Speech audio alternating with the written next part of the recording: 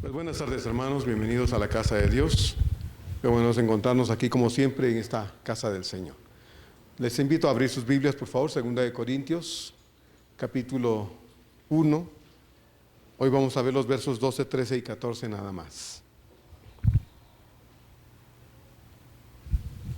Segunda carta de Pablo a los Corintios 1, 12 a 14.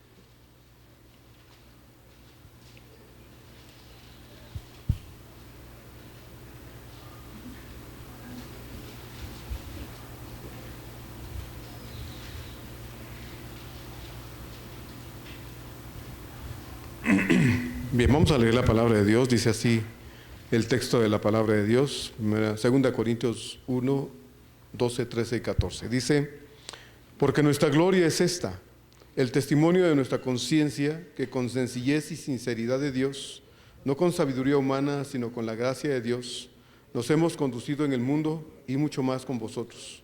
Porque no os escribimos otras cosas de las que leéis o también entendéis, y espero que hasta el fin las entenderéis, como también en parte habéis entendido que somos vuestra gloria, así como también vosotros la nuestra para el día del Señor Jesús. El servicio a Cristo es un altísimo honor para cualquiera que es llamado a servirle. Y ese servicio debe hacerse con integridad, honradez y santidad, al punto que cuando evaluamos nuestro trabajo para Él, nuestra conciencia debería estar tranquila, en paz, sabiendo que aunque somos solo seres humanos imperfectos y pecadores, a nuestras acciones tanto como a nuestras intenciones no se les tenga nada que reprochar delante de Dios y de su iglesia. El tema de esta reflexión, hermanos, es una conciencia irreprochable. Una conciencia irreprochable.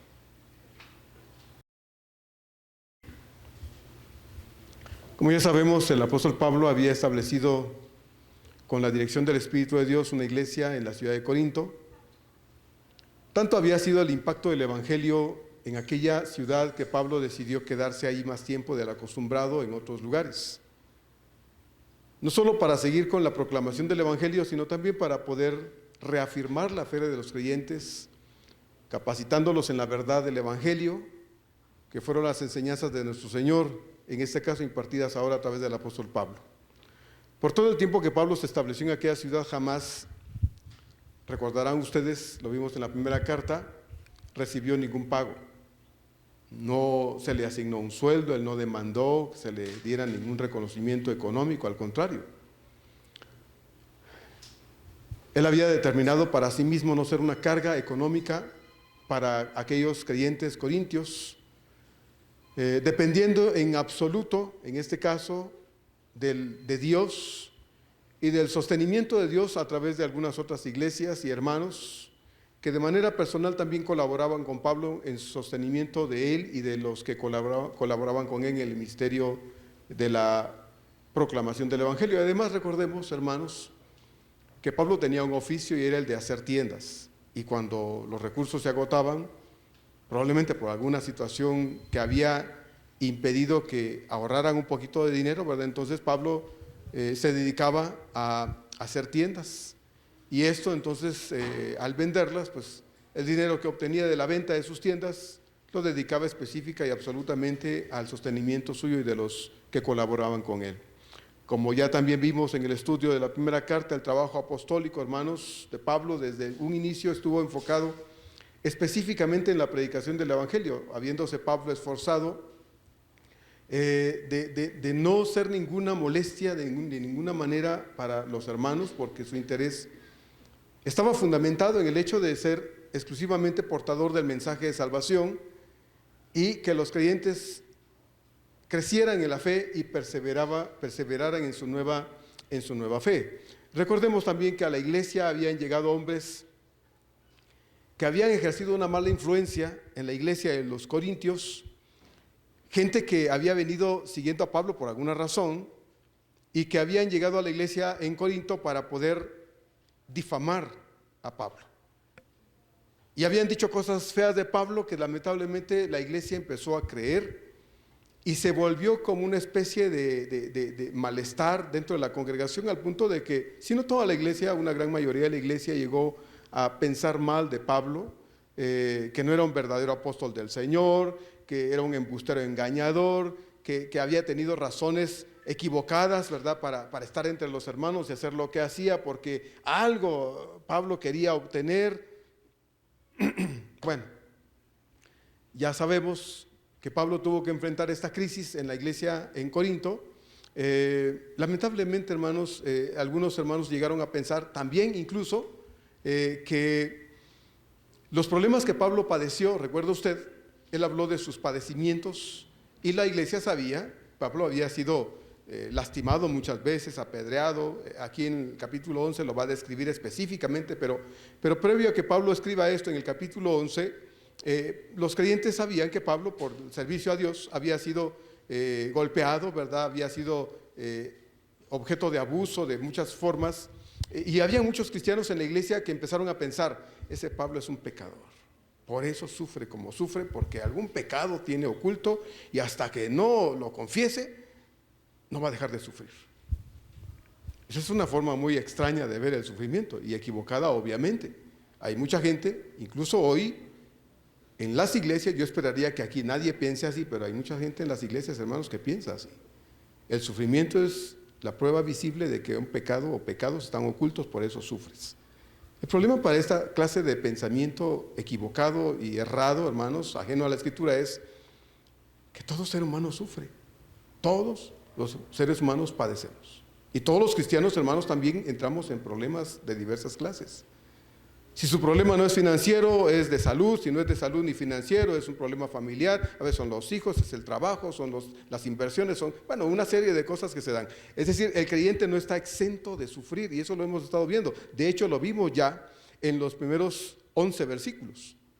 Pablo estuvo hablando de la necesidad del sufrimiento y de cómo a través del sufrimiento el creyente es capacitado, es preparado, hermanos, para que cuando pasa esas crisis está capacitado para ayudar a otros a enfrentar sus propios problemas y a encontrar en las crisis que la vida trae y que Dios permite, no ocasiona, pero sí permite, que hay un propósito de Dios, no un despropósito, sino un propósito correcto, bueno de Dios para la vida del creyente, y es que crezcamos en nuestra fe, nos afiancemos en el Señor y podamos avanzar pese a cualquier situación en la vida cristiana.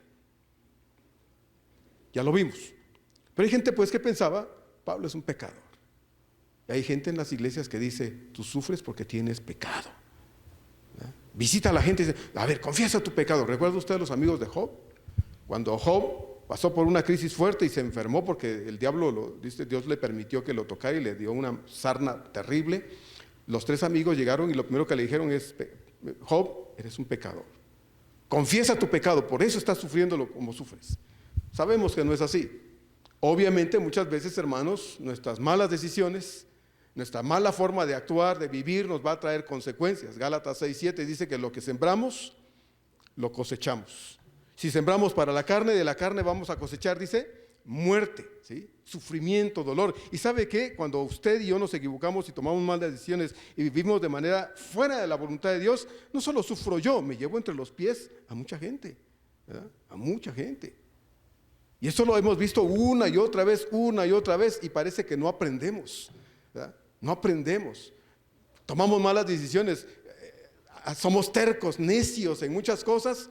Hago mi voluntad, soy voluntarioso haciendo lo que me da la gana, y ojalá sufriera yo solo, pero hago sufrir a las personas que más me aman, hago sufrir a la gente que está a mi alrededor, y como miembro de la iglesia afecto la obra de Dios también, porque acuérdese, lo hemos dicho muchas veces, no es la primera vez que se dice: como miembro de una iglesia afecto al cuerpo del cual soy parte como miembro, ¿sí? Cuando usted se lastima una parte de su cuerpo, hermano, no es solo esa parte la que sufre todo, ¿verdad? Sufre todo.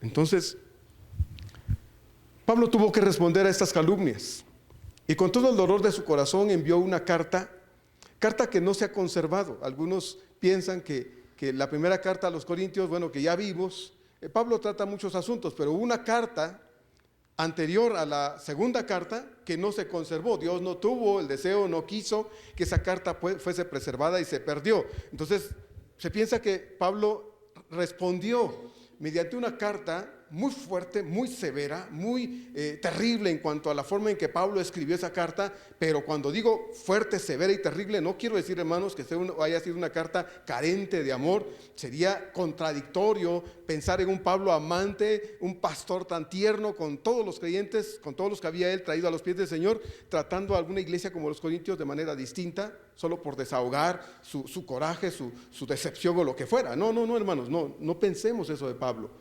Fue fuerte la carta, fue severa, pero nunca carente de amor, porque su interés por los creyentes corintios en este caso era que estos respondieran, reaccionaran y actuaran de manera apropiada en función de lo que Dios quería que hicieran a estas alturas de la vida cristiana. Así es de que Pablo no quiso ir. Él había dicho al final de la primera carta, él dijo: voy a ir con ustedes, pero no quiso ir. Escribió una carta y la envió para evitar precisamente confrontar a la iglesia con la dureza que él hubiera hecho si hubiera ido personalmente de manera presencial. Prefirió entonces tomar papel, escribir una carta y enviarla, y a través de esa carta sacudir el corazón y la conciencia de los creyentes corintios. Pablo decidió entonces que esa carta fuese enviada. Dice ahí aquí en la carta segunda, en el capítulo 1, verso 10, porque a la verdad dicen, las cartas son duras y fuertes. Así es, ¿no? Probablemente a Pablo le llegó en respuesta a lo que él había enviado en la carta, que los corintios dijeron: ay, que Pablo estaba pero enojado cuando nos escribió esto. Qué duras están las palabras de Pablo, qué fuertes nos está escribiendo Pablo en esta ocasión. Bueno, Pablo dice: bueno, eso dicen, ¿verdad? Las palabras, dice entonces Pablo, son duras, son severas, son fuertes. Pero cuando se quiere oír, hermanos, se oye, ¿no le parece? Cuando uno está dispuesto a entender las cosas, porque uno está reflexionando en ello, con una vez es suficiente. Pero hay gente que no entiende a la primera, ni a la segunda, ni a la tercera. Entonces hay que decírselo ¿cuántas veces? Pues todas las veces que sea necesario. Quienes tenemos hijos lo sabemos con nuestros propios hijos. ¿Cuántas veces le decimos algo a nuestros hijos? Infinidad de veces. ¿Por qué? Porque necesitan oírlo una y otra y otra y otra y otra y otra vez. Dios hace lo mismo con nosotros. Por eso hay necesidad de estar hablando de estas cosas, y Pablo es reiterativo en ese sentido. Tiene que estar repitiendo las mismas cosas porque la iglesia necesita oírla. Nosotros necesitamos escuchar, hermanos, y necesitamos reaccionar a la verdad de Dios. Pablo quiso evitar de esta forma el confrontamiento con ellos, lo cual hubiera sido mal visto por los corintios, que opinaron que Pablo, hermanos, era muy duro de carácter, y que además el hecho de que no hubiera llegado, sino hubiera mandado una carta, evidenciaba que Pablo tampoco era un hombre fuerte, era débil de carácter y además de doble ánimo. Dijo que venía y no vino, me envió una carta nada más. Pablo dice: es que no quise ir, porque si hubiera ido hubiera sido peor. Si les pareció duro leer lo que les escribo, imagínense cómo hubiera sido si yo me presento para encararlos en este momento de su existencia como iglesia. Pablo dice aquí en este capítulo 1, en los versos 23 y 24, y en el capítulo 2, versos 1 y 4, lo siguiente: mas yo invoco, dice, a Dios por testigo sobre mi alma. Fíjense bien lo que Pablo está diciendo aquí: que por ser indulgente con vosotros no he pasado todavía a Corinto. No que nos enseñoreemos de vuestra fe, sino que colaboramos para vuestro gozo, porque por la fe estáis firmes. Esto pues determiné para conmigo, no ir otra vez a vosotros con tristeza, porque si yo os contristo, ¿quién será luego el que me alegre, sino aquel a quien yo contristé? Aquellos de quienes me debiera gozar, confiando en vosotros todos, que mi gozo es el de vosotros, todos vosotros, porque por la mucha tribulación y angustia del corazón os escribí con muchas lágrimas, no para que fueseis contristados, sino para que supieseis cuán grande es el amor que os tengo. Entonces, usted puede ser fuerte, a veces duro para decir algunas cosas, pero deben ser dichas las cosas con amor. Deben ser dichas las cosas de tal forma que en vez de destruir, edifique. Y no todos tenemos la capacidad y la habilidad para poder decir cosas. Hay gente que en vez de ayudar, hace peor la situación. Y entonces, hermanos, las cosas en vez de resolverse, se complican.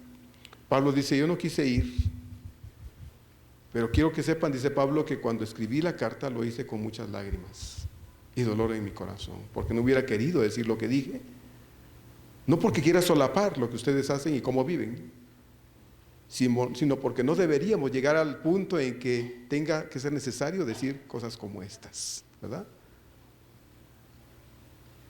Cuando un padre le da sus nalgadas a sus hijos, no lo hace para ejercitar el brazo, ¿verdad, papás? Usted no le da una nalgada a su hijo porque quiere hacer ejercicios. Usted le da una nalgada a su hijo porque se las ganó.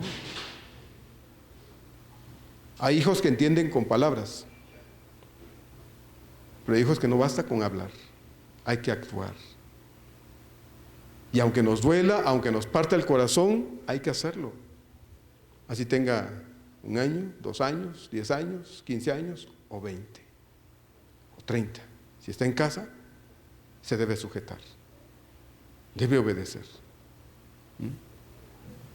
Entonces, no es fácil, pero hay que hacerlo. La disciplina es lo último que se quiere usar en casa, ¿verdad? Con los hijos. Y la disciplina, hermanos, es lo último que Dios quiere usar con nosotros también. Dios habla y deberíamos reaccionar. Dios habla y deberíamos oírlo con el corazón para evitar precisamente que Dios un día venga y nos diga, no quería, pero ahí va. No quería, pero lo necesitas.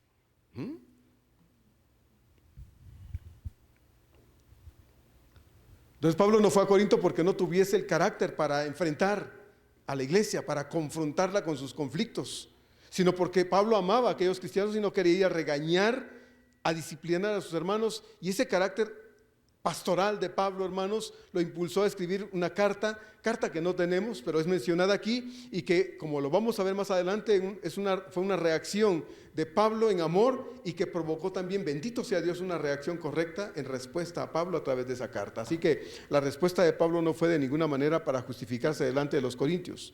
La respuesta de Pablo fue para ayudar a los corintios a recordar que la conducta de Pablo entre ellos fue sin duda alguna, hermanos, una conducta irreprochable, y quienes deberían saberlo perfectamente eran los hermanos corintios, porque él estuvo ahí por 18 meses y lo conocieron bien desde el inicio de su vida cristiana.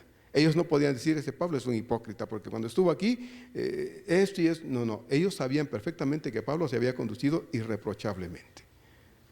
Así es que Pablo recurre a eso para decir, ustedes saben cómo me conduje entre ustedes.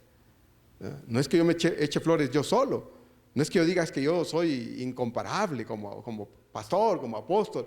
No, mejor díganlo ustedes, porque ustedes me conocen. Yo me puedo echar flores, pero quienes mejor pueden decir cómo soy son ustedes, porque con ustedes conviví, dice Pablo, con ustedes estuve. Verso 12, dice entonces Pablo, porque nuestra gloria es esta: el testimonio de nuestra conciencia, que con sencillez y sinceridad de Dios no con sabiduría humana, sino con la gracia de Dios nos hemos conducido en el mundo, y mucho más con vosotros. Cuando Josué fue llamado para dirigir a las 12 tribus, usted puede leer el libro de Josué, y al final, a partir del capítulo 22, capítulo 23, Josué empieza a hacer una serie de remembranza en cuanto a cómo fue y cómo ha sido el trayecto del pueblo de Israel desde antes de cruzar el río Jordán y entrar a la tierra de promisión. Josué les llama a examinar su vida desde el pasado hasta el presente. Y cuando Josué hace eso, en el capítulo 24 ya dice el escritor que Josué ya estaba lleno de años, ya era un hombre grande. Al final de ese capítulo, bueno, ya Josué se presenta como un hombre avanzado en años, y después que muere. Pero algo que me llama la atención, hermanos, es que Josué encara al pueblo de Israel y les dice: recuerden todo lo que Dios ha hecho por ustedes y cómo Dios ha sido fiel y cómo los ha metido ahora aquí, etcétera, etcétera, etcétera. Y jamás se dice ahí en el libro que el pueblo le reclamara a Josué: oye, Josué, bueno, Dios ha sido fiel, pero tú, acuérdate que tú en alguna ocasión, en otra ocasión, en esta ocasión, nunca le reclamaron nada a Josué.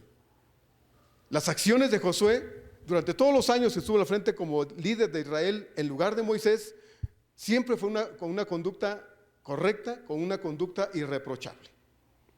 Lo mismo puede decirse de Moisés, que dirigió a Israel por más de 40 años. Imagínense, Dios lo sacó de Egipto y se fue. Tenía 40 años. Pasó 40 años pastoreando ovejas en el desierto. Regresó a Egipto, llamado por Dios siendo un hombre de 80 años. Y cuando sacó a Israel de Egipto, Moisés era un hombre de 80 años. Se lo llevó y por 40 años dirigió a Israel en el desierto. Y cuando Moisés murió, Moisés jamás fue confrontado por el pueblo y le dijeron: Moisés, te vas a morir, pero antes de que te mueras queremos decirte que tú fuiste tramposo, nos dijiste mentiras. Hubieran reclamos a Moisés como si Moisés los hubiera sacado de Egipto. Fue Dios. Pero a Moisés nunca le hicieron un solo reclamo, hermanos. Moisés fue un líder íntegro, intachable, dirigiendo a Israel. Cuando Pablo se despide de los creyentes efesios, en el libro de los Hechos, dice que los mandó a llamar a los líderes, a los ancianos de la iglesia en Éfeso, y les dijo estas palabras que no solo concernían a su relación con ellos, específicamente con la iglesia de los efesios, sino a la relación que Pablo mantuvo, hermanos, como apóstol con todos los creyentes, en todos lados, con todas las iglesias con las que él tuvo contacto, porque él las estableció. Ahí en Hechos 20, 31 y 34, Pablo le dijo esto a los creyentes efesios: por tanto, velad, acordándoos que por 3 años de noche y de día no he cesado de amonestar con lágrimas a cada uno. Y ahora, dice Pablo, hermanos, os encomiendo a Dios y a la palabra de su gracia, que tiene poder para sobreedificaros y daros herencia con todos los santificados. Y luego dice Pablo: ni plata, ni oro, ni vestido de nadie he codiciado. Antes vosotros sabéis que para lo que me ha sido necesario a mí y a los que están conmigo, estas manos, les dijo Pablo, estas manos me han servido. Fíjense qué cosas las que Pablo le dice. Ustedes pueden decirme si yo le debo algo a alguien, si le presté algo, le pedí prestado algo a alguien y no se lo devolví, no se lo he pagado. Díganme ahora, dice Pablo, porque ni plata, ni oro, ni vestido, ni nada de nadie he codiciado. Jamás llegué a la casa de nadie: hermanito, ¿no tiene una tacita de azúcar que me preste? Y jamás se la devolviste. Ay, hermanito, ¿tienes unos 100 pesitos que es que ya me llegó tarde la quincena, me dejó sin nada y no tengo? ¿Tienes unos 100 pesitos? Se le olvidó a Pablo, le dio amnesia, ¿no? Dice Pablo: nada he codiciado de ustedes, nada. Dice: antes bien, dice, estas manos me han servido, porque cuando no he tenido mujer me pongo a trabajar y he ganado dinero para poder ser independiente y no molestarlos a ustedes. Puesto que los corintios habían estado diciendo que Pablo no había sido honesto cuando estuvo entre ellos, Pablo les responde aquí que era todo lo contrario. Porque nuestra gloria, dice, es esta, dice Pablo. Mi orgullo, dice Pablo, es este. El testimonio de mi conciencia, que con sencillez y sinceridad de Dios nos hemos conducido tanto con la gente de afuera que no es creyente, como con ustedes, los hijos de Dios. De acuerdo a las propias palabras de Pablo, si algo tenía él personalmente era el sentirse orgulloso de cómo él se había comportado cuando estuvo con ellos. Jamás había ocultado ninguna mala intención y jamás había actuado, hermanos, entre ellos para obtener algún beneficio personal. No, y claro que él lo sabía, Pablo lo sabía. Y esto, hermanos, como dije hace un momento, también la iglesia de los Corintios debía tenerlo muy claro. Y esto a Pablo le causaba satisfacción. El saber que él, hermanos, podía ver a sus hermanos a los ojos, ¿sí? Porque podía decir: a nadie le debo nada, a nadie le debo nada. La Biblia dice que no le debáis nadie a nada. Una sola deuda admite la Biblia. Dice: el amaros los unos a los otros. Esa es la única deuda que dice el Señor en su palabra, Romanos 12, que es la única que podemos admitir entre nosotros, el amarnos, porque el amor nunca va a ser suficiente, ¿verdad? Yo le amo hoy, usted va a querer que mañana también, y mañana yo voy a estar muy ocupado y no le voy a poder amar, y entonces se va a enojar conmigo porque no lo amé. Así somos, así somos.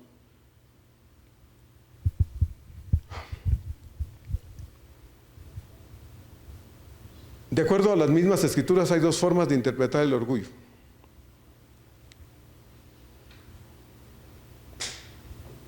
Una de ellas es como el mundo lo entiende y lo vive en general, que es un orgullo egoísta, egocéntrico, centrado en sí mismo y exacerbado consigo mismo. Esa es la forma de interpretar el orgullo. Por un lado, el mundo dice: estoy orgulloso de lo que soy, nadie como yo, tengo éxito y me siento poderoso, estoy orgulloso de esto. Bueno, Es el orgullo mundano, el orgullo que se vive allá afuera, en el que a Dios no se le toma en cuenta, obviamente en el que a Dios no se da ninguna gloria. Pero hay otra forma en que el orgullo se puede también, hermanos, interpretar. Y es en el que la Biblia nos dice que debemos nosotros, hermanos, como creyentes, sentirnos orgullosos de los logros de Dios en nuestra vida o a través de nuestra vida en favor de otros. Y es esta la forma como Pablo está usando la palabra gloria u orgullo aquí, como también se puede traducir en otras versiones, lo traducen en otras versiones. Otra versión traduce así, esta parte del verso 12, nuestra gloria es esta, el testimonio de nuestra conciencia. La palabra en el texto original, que aquí se traduce como gloria y se puede traducir orgullo, significa precisamente enorgullecerse, sentirse orgulloso de motivo de satisfacción. Así se puede traducir la palabra original. Enorgullecerse, sentirse orgulloso de motivo de satisfacción. Así que la palabra orgullo también puede usarse de manera positiva. Por ejemplo, las mismas escrituras dicen en Jeremías 9, 23 y 24 estas palabras de Dios mismo a su pueblo. Dice, así dijo Jehová: no se alabe el sabio en su sabiduría, ni en su valentía se alabe el valiente, ni el rico se alabe en sus riquezas. Mas alábese en esto el que se hubiere de alabar, en entenderme y conocerme, que yo soy Jehová, que hago misericordia, juicio y justicia en la tierra, porque estas cosas quiero, dice el Señor. No te sientas orgulloso de tus títulos profesionales, de tus logros económicos, de tus alcances en otras áreas de la vida. No te sientas orgulloso de eso tanto como te deberías sentir orgulloso tú, que eres hijo de Dios, de lo que en Él tú eres, de lo que en Él tú tienes. De esto debemos sentirnos orgullosos. Por eso cito aquí a Jeremías. Dice, Señor, alábese, siéntase orgulloso de esto, el que se hubiera de sentir orgulloso, de entenderme, dice, y conocerme. ¿Conoces a Dios? De eso siéntete orgulloso. ¿Eres hijo de Dios? De eso siéntete orgulloso. A mí me da no sé qué cuando veo a personas, en particular pastores, se anuncian o son anunciados, dice el pastor ingeniero tal. Bueno, el pastor contador, el pastor licenciado, el pastor, ¿qué quieres? ¿Aplausos? Eso me pregunto yo, ¿quieres aplausos? ¿No te basta con que Dios te haya llamado a ser un siervo suyo? ¿No te basta el título de pastor? Por eso hoy dicen muchos, ya no soy pastor, yo soy apóstol, soy profeta. Ya lo de pastor ya pasó de moda, ya no es tanto eso, ahora hay que escalar un poquito más, ya soy apóstol, ya soy profeta. Y algunos por ahí se ponen apóstol y profeta. Órale, ya ni el cielo los merece. Así que también Dios desea que nosotros estemos orgullosos, sí, hermanos, pero de entenderlo, dice su palabra, y conocerlo a Él. Pablo estaba orgulloso de cómo él se había comportado cuando estuvo en Corinto. No había sido hipócrita, no había estado fingiendo, no había mostrado una falsa honestidad. No, si alguien sabía cómo él se había comportado, eran los corintios. Con ellos había tratado, con ellos había convivido, con ellos había estado durante más de un año. Lo habían visto, habían hablado con él, habían visto sus acciones, habían visto sus formas de ser. ¿Cómo podían pensar la iglesia de los corintios que Pablo era un hipócrita, que había estado ocultando cosas y que sus intenciones realmente habían estado o habían permanecido ocultas? Y había que tener cuidado con el hermanito Pablo porque no vaya a sacar las uñas de repente. Eso era increíble de la iglesia de los corintios. Año y medio estuvo ahí. Jamás habían tenido un mal comportamiento de su parte. Nadie podía decir, Pablo me defraudó un día. Pablo vino y me dijo un montón de cosas y me engañó. Me pidió prestado y nunca me devolvió lo que me pidió prestado. Me robó. Pablo no hizo eso, hermanos. Nunca hizo eso. Y aprovecho como paréntesis para decir a veces, ¿verdad? Como creyentes que sentimos la necesidad y la confianza de decir, voy a ir con la hermana, el hermano fulanito, voy a pedirle que me ayude tengo una necesidad, voy a ir a pedirle. Y va y Ay, le dice todas las cosas y hermanito, mire, no me puede usted facilitar un dinero. Mire, para tal fecha se lo voy a devolver. Los hermanitos de buen corazón dicen, sí hermano, mire, aquí está, no estoy sentado en el dinero, soy millonario, pero le puedo dar, tenga, salga de su problema, ahí está. El otro con mucho amor se lo dio prestado, porque fue a pedirle prestado, y el otro se va y se le olvida, ¿no? Y llega la fecha de pago y ¿qué dice? Híjoles, mejor ya no voy al templo, ya no voy. Como dicen aquí, debo que no niego, ¿verdad? Entonces, ya no voy. Y un día mejor se esconde y ya no quiere pagar. Le dio amnesia. Eso es feo, hermanos. Eso es una cosa en la que no deberíamos caer. Por eso Dios nos llama a ser sabios en nuestra administración personal. Si usted gana 10 pesos por quincena, ¿por qué gasta 20? ¿No le parece? Si usted gana 20 pesos por quincena, ¿por qué gasta 50? Cuando le llegue la siguiente quincena ya no es suyo, se va de largo. Debe en la carnicería, en la panadería, en la heladería, hasta en la pizzería debe. ¿Por qué debe en todos lados? ¿Por qué tiene que comer lo que no puede comer? ¿Por qué compra carne cuando no tiene dinero para pagarla? ¿Sí? No necesita comer carne. Por eso la Biblia dice que teniendo sustento y abrigo, dice Pablo, estemos contentos con el sustento y el abrigo. El sustento en este caso, si solo tenemos frijolitos, hermanos, bendito sea Dios. Frijoles en paz, legumbres en paz. Sí dice Proverbios, es mejor comer verduras con amor, ¿verdad? En paz. Si no nos alcanza, no nos metamos en problemas, hermano, no nos metamos en angustias financieras. No nos hagamos conocer como gente que a todo el mundo le debe, ¿sí? Y a todo el mundo no le paga. No hagamos eso, hermanos, por favor, no lo hagamos. Nadie podía decir eso de Pablo. Pablo me vino a pedir dinero porque no tenía para pagar la luz y le presté y no me ha pagado hasta la fecha. ¿Cómo puede hablar de honestidad, Pablo? ¿Cómo puede hablar de integridad, Pablo? ¿Cómo puede hablar de si a mí me debe? Y esta sensación de tranquilidad, hermano, y orgullo personal tenía como consecuencia que Pablo tuviera también, dice aquí, una conciencia en paz. ¿Qué es la conciencia? ¿Qué es la conciencia? Es la facultad interna otorgada por Dios a todo ser humano para distinguir entre lo correcto y lo incorrecto, entre el pecado y lo que no es pecado, entre lo limpio y lo que no es limpio, entre lo que es correcto y lo que es incorrecto. Esa es la conciencia. Y eso lo tenemos todos, creyentes y no creyentes. Solo que en el caso de los inconversos esa conciencia está muerta. Efesios 2:1 dice, y Él os dio vida a vosotros cuando estabais muertos en vuestros delitos y pecados. Este texto indica que cuando una persona no conoce a Dios, su conciencia está muerta. Es Dios el que viene, al venir a nuestra vida, también le da vida a esa conciencia y la despierta a la realidad de esta humanidad. Y entonces es cuando nosotros ahora funciona la conciencia de manera correcta. No hagas esto, no vayas allá, no veas esto, no oigas esto, no digas eso. ¿Ha oído usted a Dios a través de su conciencia? Yo la oigo muy seguido. Muy seguido la oigo. Yo no sé usted, pero yo sí la oigo muy seguido. ¡Shh, cállate! ¿Le ha dicho así su conciencia últimamente? ¡Ey, ey, ey! Pórtate bien. Así dice. De repente hasta un zape nos da la conciencia, ¿no? ¡Ey, ey! Así habla la conciencia en nosotros, hermanos. ¿Sabe por qué? Porque Dios la ha despertado. Porque no está ahí para adornar nuestro ser. Está para ayudarnos a entender que muchas cosas no las hacemos bien y que debemos reaccionar, que debemos corregir. Entonces, esa es la razón de que Dios nos dé una conciencia. Toda persona tiene una conciencia. En el caso de los que no conocen a Dios, esta está muerta. En nosotros no es el caso.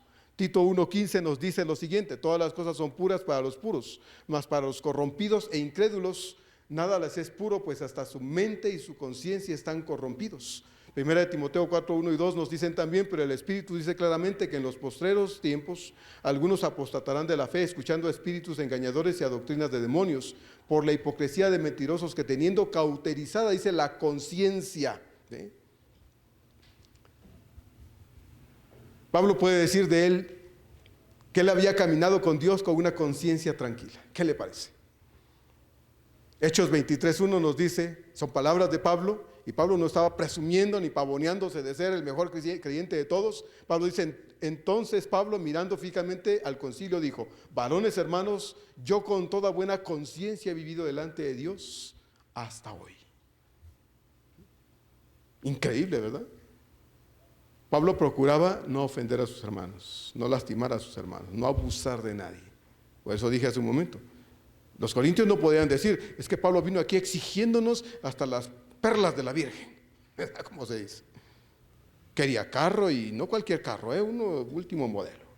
Quería su buen departamento para vivir, comodidades, un buen sueldo, servicio médico particular. Bueno, Pablo no vino exigiendo nada. Los creyentes corintios debían entenderlo. Pablo se había comportado entre ellos de manera íntegra, tal como lo dijo entonces ahí en Hechos 23:1. Hasta hoy yo he caminado con Dios tranquilamente, mi conciencia me dice, está en paz, Pablo. Tú debes estar en paz. Pablo no era hipócrita, ni era un hombre pretencioso, no. Él dice aquí en este verso 12, que esa conciencia limpia con la que se comportó y con la que se relacionó con los corintios no era algo suyo.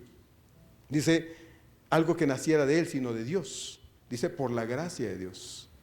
Es decir, no es algo humano, porque si fuera algo humano, entonces caería en un acto de moralidad simple y llana, no con sabiduría humana, dice Pablo. Es decir, el hombre sin Dios puede actuar o pretender ser un hombre moralmente bueno, bien, pero siempre va a hacerse notar, siempre va a publicar lo moralmente bueno que es, y va a buscar que se le reconozca, que se le aplauda, porque para el hombre sin Dios eso es vivir de manera moral, ¿sí? Yo soy una persona íntegra, pero quiero que lo sepan. Y sale en primera plana en los periódicos de más venta en la ciudad. Pablo dice, yo no pretendo que nadie reconozca lo que soy, basta a mí con que yo sepa quién soy. Y además que Dios sepa lo que yo soy. Sin embargo, Pablo dice que la razón de su conducta limpia, transparente e irreprochable se deben a la gracia de Dios en él. Dios había sido más que bueno con él, porque después que había sido el más encarnizado enemigo de la iglesia y se había comportado de manera terrible con los cristianos, ahora estaba sirviendo al Cristo que antes quería perjudicar. Y ese servicio había sido desinteresado materialmente, porque había trabajado con los corintios 18 meses. Y durante 18 meses Pablo jamás exigió un centavo para él, jamás pidió nada para él. Al contrario, como ya lo leímos, dice Pablo, y cuando no hubo, estas manos me sirvieron para trabajar. Así es que Pablo, con la frente en alto y con la mirada en los ojos de sus hermanos corintios, podía decirles, hermanos, yo he vivido de manera correcta entre ustedes y ustedes lo saben. Dice Pablo en el verso 12, que no solo una cosa con la iglesia, también dice Pablo, ante el mundo. Y mire, hermano, oí a alguien que decía en la semana, y es que cuando un hombre intenta servir al Señor, debe primero ver qué opinión tiene el mundo con él. ¿Qué opinión tiene el mundo de él? Porque si la opinión que tiene la gente que lo conoce no es buena, entonces mucho menos va a ser una buena opinión la que la iglesia va a tener de él también. Debe ser irreprochable, dice Pablo cuando pide sus requisitos a Tito y a Timoteo, dice el ministro de Dios debe ser irreprochable, ¿no? No está hablando de perfección, nadie lo ha sido, excepto nuestro Señor, pero debe ser una persona a la que no se le pueda decir, es que usted un día, es que usted otro día, es que acuérdese a que a veces. Errores, hermanos, pues sí, desde aquí, hermanos, hasta la planta de nuestros pies, estamos llenos de defectos. Y no hablo lo físico, hablo en todas las demás áreas de nuestra vida.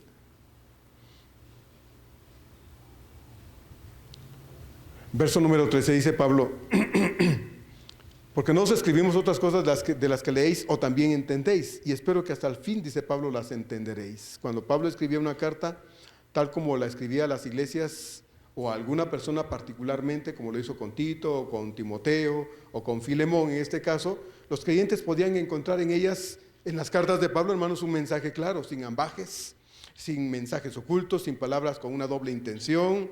No, el contenido de sus cartas siempre estuvo claro. Quizá un poco complicadas a veces de entender las cosas que Pablo decía, porque Pedro lo dice ahí en su segunda carta, en el capítulo 3, verso 16, cuando habla de lo que Pablo escribe, dice, y algunas son difíciles de entender, pero siempre el mensaje honesto de Pablo fue eso, hermanos, un mensaje sin cosas ocultas. No había nada que interpretar de lo que Pablo decía. No, Pablo no decía una cosa y que pudieran entender otra cosa distinta, no. Pablo demostró hasta el fin un carácter pastoral con todos sus hermanos. Lo criticaban, hablaban falso testimonio contra él, malinterpretaban sus acciones, como ya lo estamos viendo, se comportaban hipócritamente hacia Pablo.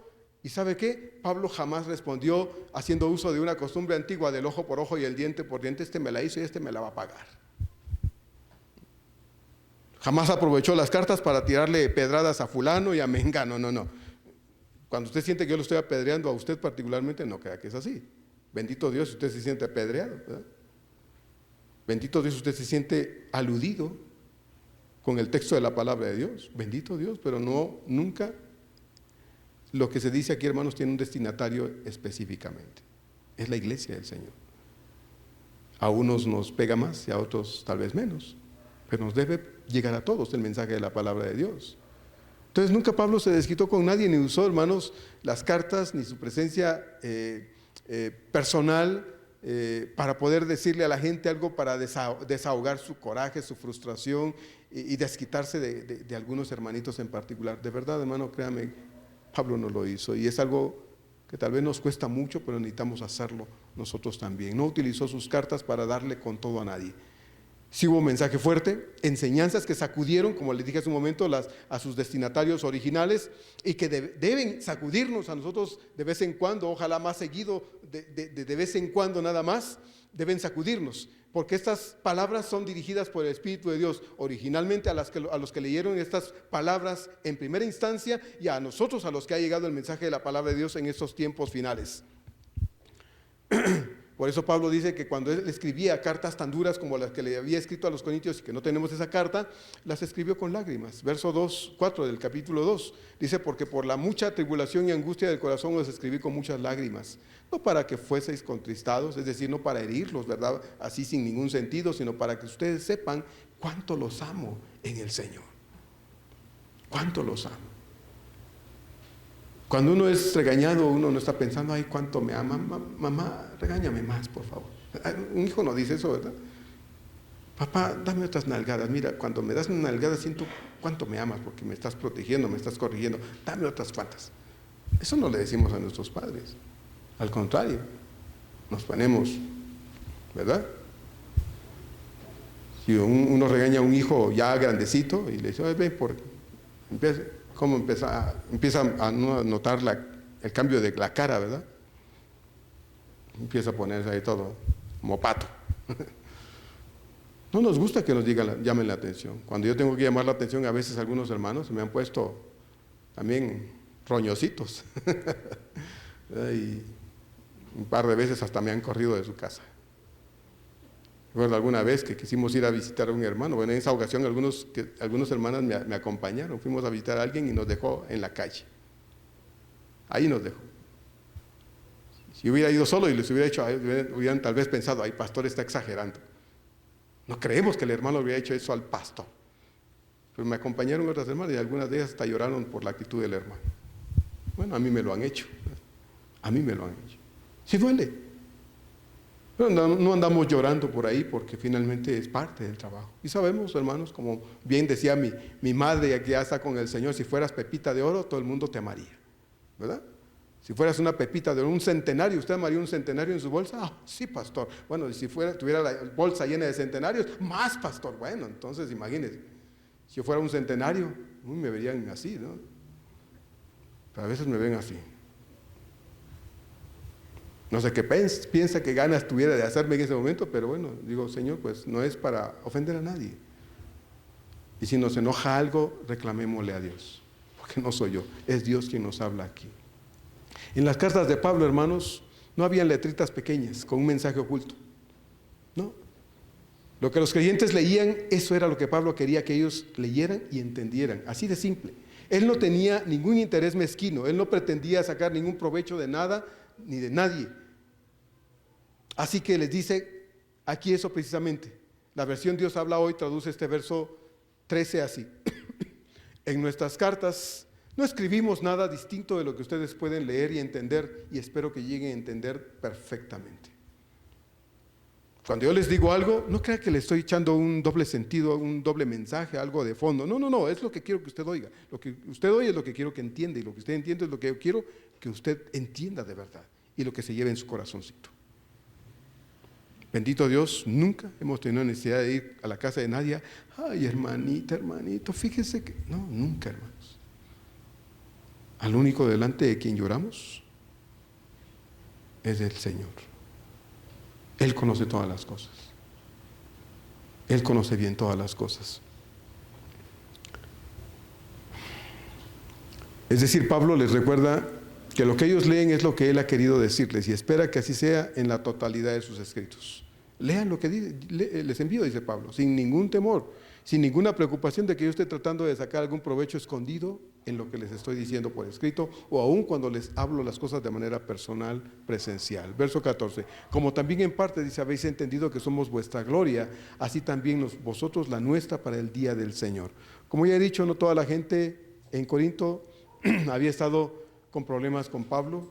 Una parte de la iglesia sí lo apreciaba. De hecho, cuando recuerda usted que al principio de la primera carta Pablo dijo, en la iglesia hay 4 bandos, el bando de Apolos, el bando de Cefas, el bando de Cristo y el bando de Pablo.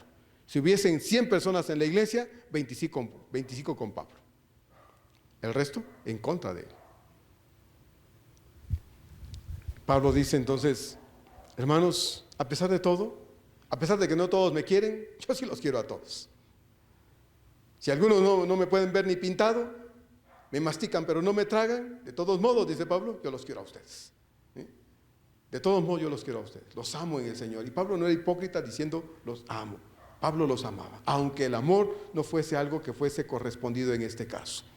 Entonces, el malestar contra el apóstol se había ido contagiando lamentablemente por esas personas que habían llegado a la iglesia a ensuciar la relación de Pablo con los hermanos, diciéndoles, no, tengan cuidado con ese Pablito, porque ese Pablo es un hipócrita, dice las cosas así, con carita de mustio, pero por dentro algo se trae ese hermanito, ese Pablo, no le crean todo. Y la iglesia empezó a creerse eso, hermanos, lamentablemente. Hubo un daño en el sentir de la iglesia hacia Pablo por estas cosas que la iglesia no cuidó y se creyó. Pablo estaba orgulloso de sus hermanos. Claro que le había dolido todo lo que estaba pasando en la iglesia y lo que la iglesia, una parte de los hermanos decían respecto de él. Pero sobre todas las cosas malas que ellos hacían hacia Pablo, decían de Pablo y manifestaban contra Pablo, el amor de Pablo estaba presente en su propio corazón hacia la iglesia. Pablo reconocía que solo el poder de Cristo había podido cambiar su carácter, como para llegar al punto de decir, hermanos, a mí no me importa lo que ustedes digan conmigo o lo que piensen de mí. Lo que a mí me importa es lo que yo siento con ustedes, para ustedes, y lo que yo tengo en mi corazón hacia ustedes. Eso es lo importante para mí. Algún día tal vez me quieran, algún día, ojalá llegue el día en que ustedes digan, ahora sí aprecio a Pablo, lo quiero mucho, entiendo que no era lo que me habían dicho, mi relación con él ahora me ha dejado ver que realmente era un hombre de integridad. Eso es lo que Pablo está diciendo. Lo que a mí me interesa es lo que yo siento por ustedes. Y lo que yo siento por ustedes es un amor profundo que viene de Dios. Pablo no había aprendido mal, hermanos. Pablo había aprendido bien la regla de oro del Señor. Había aprendido bien el mandamiento supremo del Señor. Ahí en Juan 13, 34 y 35, un mandamiento nuevo os doy, que os améis unos a otros como yo os he amado, que también os améis unos a otros. En esto conocerán todos que sois mis discípulos, si tuvierais amor los unos por los otros. Pablo lo había aprendido bien. Te insultan y tú no insultas, tú bendices. Te desean mal y tú deseas bien. Te golpean y tú regresas amor.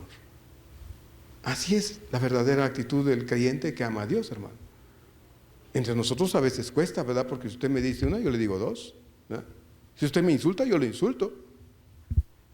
Yo también me la sé. ¿Usted cree que no? Yo también puedo maldecir. ¿Pero por qué lo voy a hacer? Dios me ha enseñado que es mejor amar. que el que me hace mal debo hacerle bien, que el que me maldice lo debo bendecir, que el que desea mal para mí, yo voy a orar para que le haga bien Dios a él. Mateo capítulo 5. Sean pues ustedes, dice al final el Señor, perfectos, como su Padre que está en los cielos, que es perfecto.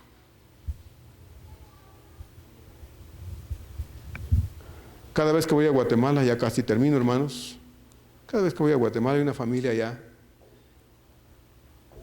y están al pendiente de mí siempre, no sé cómo, pero se enteran de que yo voy a llegar. Y cuando llego a los pocos 2, 3 días me llaman.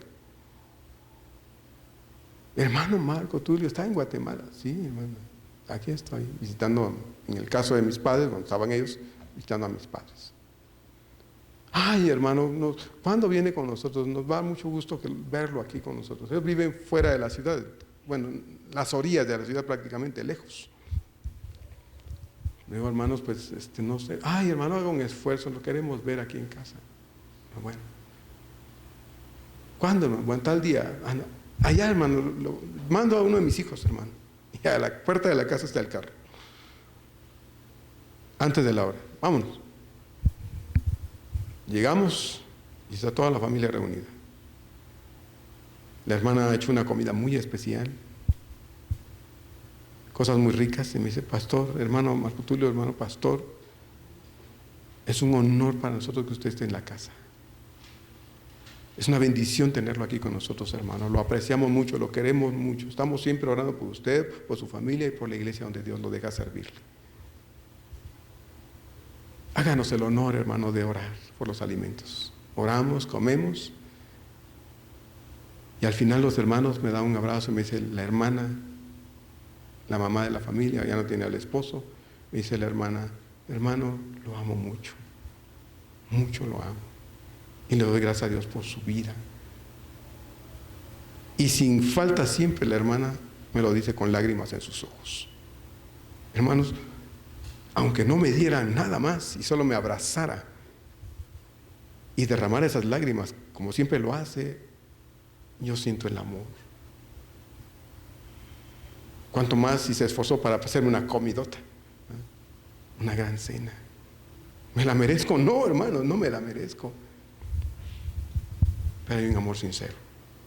Y lo menos que puedo hacer es decirle, hermana, hermanos, los quiero mucho, los amo mucho. Y están en mi corazón siempre y en mis oraciones.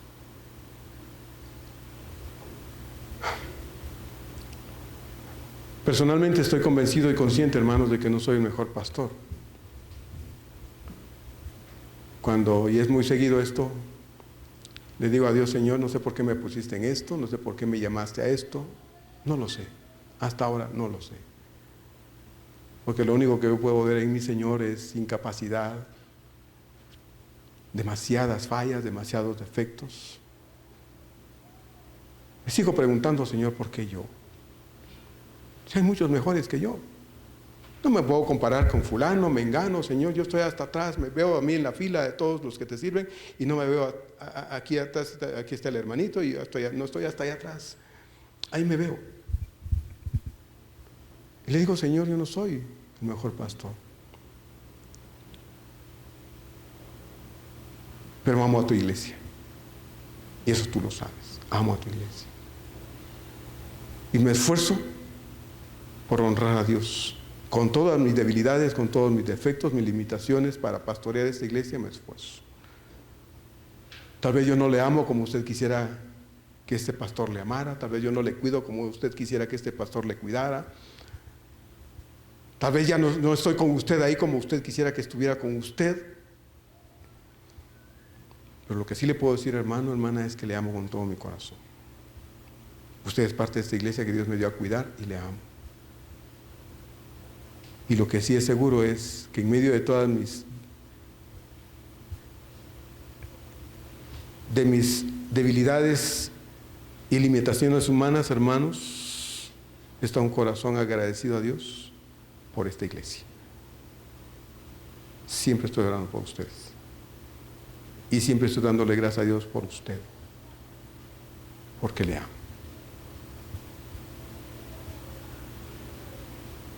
Vamos a orar. Padre amado, Gracias, Dios, porque cuando tú llamaste a Pablo, Señor, tú llamaste a un hombre con un carácter terrible. Ese hombre, Señor, era un asesino. Ese hombre era violento, Señor. Ese hombre era un hombre lleno de odio, de ira y de deseos insaciables, Señor, para matar, dañar y para destruir tu obra, Señor. Pero, Padre, tú cambiaste el corazón de Pablo y le diste un corazón de carne, sensible, Señor, para sus hermanos. Y aunque lo atacaron, lo ofendieron, lo difamaron, aunque lo despreciaron y sufrió muchas cosas a manos de hermanos, jamás respondió igualmente. Señor, muchos estamos lejos de ser como Él. Sin embargo, Señor, sabemos que lo único que nos puede capacitar para amar eres tú.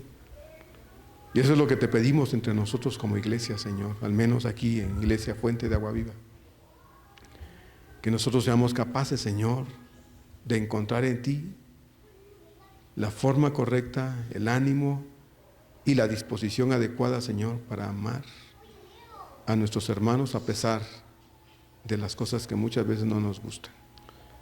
Amado Señor, gracias por darnos la oportunidad de ser un cuerpo local, una iglesia local y de constituir, Señor, entre nosotros, Señor, una familia espiritual. Una familia que necesitamos seguir aprendiendo a amarnos. Una familia que debemos seguir aprendiendo, Señor, a perdonarnos y a poder, Señor, estimularnos, como dice tu palabra, al amor y a las buenas obras una y otra vez. Muchas gracias, Señor, por la relación que hemos tenido siempre con nuestros hermanos y porque hemos procurado, Señor, pues tratar de vivir y actuar siempre de tal forma, Señor, que sean pocas las cosas que se nos puedan reprochar. No puedo decir que no haya, pero que sí, Señor, sean pocas. Ojalá que sí. Gracias, Señor. Gracias por todo y gracias por la gracia que derrama sobre esta iglesia particularmente, Señor eterno. En el nombre de Cristo Jesús. Amén.